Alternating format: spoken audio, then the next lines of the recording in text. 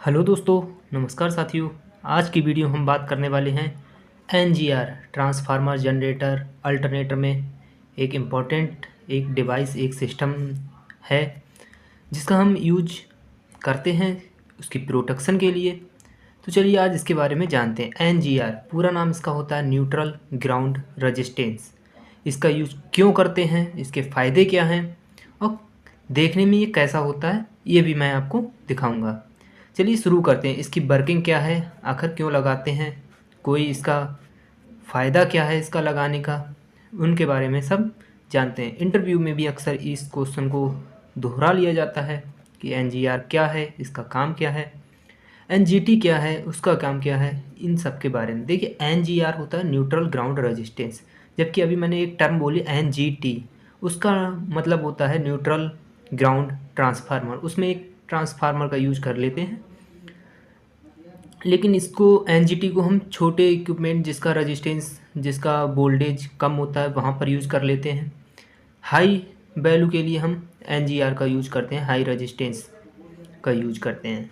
चलिए ये इसकी कैलकुलेशन कैसी रहती है रेजिस्टेंस की, इसके डायग्राम कैसा, सब जानते हैं। शुरू करते हैं एनजीआर के बारे में। देखिए एनजीआर देखने में कुछ ऐसा होता है, इस तरह का देखने में इसका। अब ये कैसे काम करता है इसको बताने से पहले मैं थोड़ा सा इसके बारे में और बता दूं। देखिए एनजीआर एक प्रोटेक्शन सिस्टम है जो स्टार कनेक्टेड, इसका मतलब है star connected transformer alternator and generator के साथ यूज किया जाता है। यह हाई वैल्यू के ग्राउंड फॉल्ट से इक्विपमेंट को बचाने का काम करता है। बेसिक इसका थोड़ा सा ओवरव्यू मैंने देने का प्रयास किया। चलिए ये किस तरह से बचाता है उसके बारे में हम चर्चा कर लेते हैं। देखिए ये हमारी इतना पोर्शन हमारा हो गया, ये वाला हमारा ट्रांसफार्मर अल्टरनेटर या जनरेटर जो भी आप कहना चाहें उसका ये पार्ट हो गया हमारा। ये हमारी R/B उसकी टर्मिनल हो गए। देखिए ये काम कैसे करता है, ये अर्थ फॉल्ट से बेसिकली प्रोटेक्शन देने का काम करता है। तो चलिए देखिए, मैं मानता हूँ कि यहाँ पर मेरा कोई फॉल्ट हुआ जो कि अर्थ के साथ फॉल्ट हो गया मेरा। अब अर्थ के साथ फॉल्ट होने पर इसमें हाई वैल्यू का करंट, स्टार कनेक्टेड बाइंडिंग है, इसमें हाई वैल्यू का करंट फ्लो होने लगेगा। अब हाई वैल्यू का करंट जो फ्लो हो रहा है वो हमारे ये ग्राउंड के थ्रू हमारे न्यूट्रल से होता हुआ दोबारा से बाइंडिंग में ना पहुंच जाए, इसको ध्यान में रखते हुए हम इस रेजिस्टेंस का यूज करते हैं जिसको बोलते हैं एनजीआर। इसका पूरा नाम बेसिकली इसी रेजिस्टेंस का मेन रोल हो जाता है। ये क्या करता है, हाई वैल्यू के करंट को कि कुछ भाग को, कुछ अमाउंट को यहाँ तक आने देता है, बाकी का सब यहाँ से अंदर नहीं जा पाता है।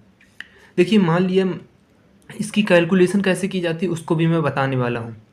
देखिए मान लिया यहाँ पर कोई 2000 एम्पियर का करंट आया और हमने इस तरह का रेजिस्टेंस लगाया है कि यहाँ पर हमारा 20 एम्पियर करंट ही पहुँच पाए। अब यहाँ पर करंट क्यों पहुँचना ज़रूरी है, जिससे हमारी यहाँ पर कोई सेंसिटिव डिवाइस जो लगी हुई है, हमारी यहाँ पर सेंसिटिव डिवाइसेस लगाई जाती हैं, वो हमारी ऑपरेट हो सकें, उसको पता चल सके कि हमारा फॉल्ट, हमारे सिस्टम में फॉल्ट आ गया है। उसको देखते हुए हम यहाँ पर एक रेजिस्टेंस लगाते हैं जिसको डायरेक्ट हम स्टार बाइंडिंग से जोड़ देते हैं।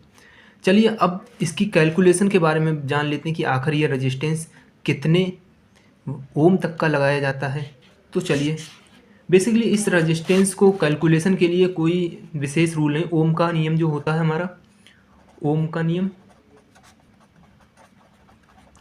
उस पे ही बेस रहता है। ये एक हमारा फार्मूला होता है ओम से B=IR। यहाँ पर हमारा जो वोल्टेज है वो सिस्टम का वोल्टेज हो जाएगा, लाइन टू लाइन वोल्टेज, जो हमारा अगर 11 kV है 11 kV, 420 है 420, जो भी है हमारा उसको हम कंसीडर कर सकते हैं। फॉल्ट करंट हमारे अलग अलग इक्विपमेंट के लिए फॉल्ट लेवल अलग अलग होता है। ट्रांसफार्मर का फॉल्ट लेवल कैसे कैलकुलेट किया जाता है इसको मैंने पिछली वीडियो में बता चुका हूँ कि उसमें एक्चुअल इम्पीडेंस और बेस इम्पीडेंस दोनों को मिलाकर हम फॉल्ट लेवल का कैलकुलेशन करते हैं, उसी आधार पर ये हमारा फॉल्ट जो करंट होता है वहाँ से हम पता करते हैं। और इसी प्रकार से हम R बराबर B/I करके हम रजिस्टेंस की वैल्यू पता कर लेते हैं कि हमारा सिस्टम कितनी फॉल्ट लेवल हमारे सिस्टम का कितना है और ये कितने फॉल्ट को सहन कर सकता है, उसको देखते हुए हम ये इस रजिस्टेंस की कैलकुलेशन करते हैं। यहाँ पर हम अपने जो हमारे सिस्टम वोल्टेज है वो रखेंगे और यहाँ पर हमारे जो सिस्टम का फॉल्ट लेवल है उसको रखेंगे और हम अपने रजिस्टेंस को कैलकुलेट कर लेंगे। यही इसका कैलकुलेशन रहता है। चलिए अब इसके फ़ायदे क्या क्या हैं वो मैं जान लेते हैं अपन कि इसके फ़ायदे लगाने के क्या क्या हैं। अभी तक तो बताया कि यहाँ पर न्यूट्रल के अंदर करंट को नहीं पहुँचने देता है। देखिए पहला फ़ायदा इसका क्या है, फॉल्ट करंट को लिमिट करता है। दूसरा इसका फ़ायदा क्या है कि आर्किंग ग्राउंड फॉल्ट, जो आर्क जनरेट हो जाती है, कभी कभी इतना ज़्यादा high voltage high current flow हो जाता है कि आर्क जनरेट हो जाती है, उसको भी रोकता है, आर्किंग फॉल्ट को रोकता है। तीसरा फ़ायदा क्या है, वोल्टेज की स्टेबिलिटी अच्छी रहती है, बनाए रखता है ये वोल्टेज की स्टेबिलिटी को।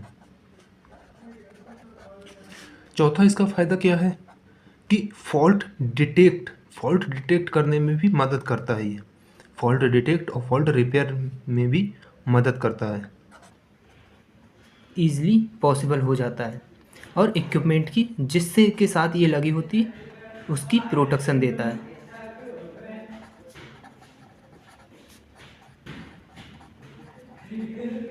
इक्विपमेंट को प्रोटेक्ट करने का काम करता है। देखिए आज मैंने ये एनजीआर के बारे में दोस्तों बेसिक टर्म आपको बताई हैं, जिससे आप इंटरव्यू में थोड़ा बहुत बता सकें। बाकी की ये पूरा एक सागर है एनजीआर के बारे में।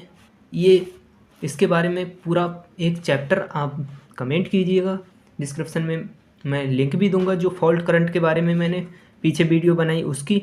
और आप कमेंट कीजिएगा कि आपको एनजीआर या इससे रिलेटेड कोई भी टॉपिक पर वीडियो चाहिए तो कमेंट बेझिझक कर सकते हैं, मैं उस पर वीडियो ज़रूर बनाऊंगा। तो चलिए मिलते हैं नेक्स्ट वीडियो में।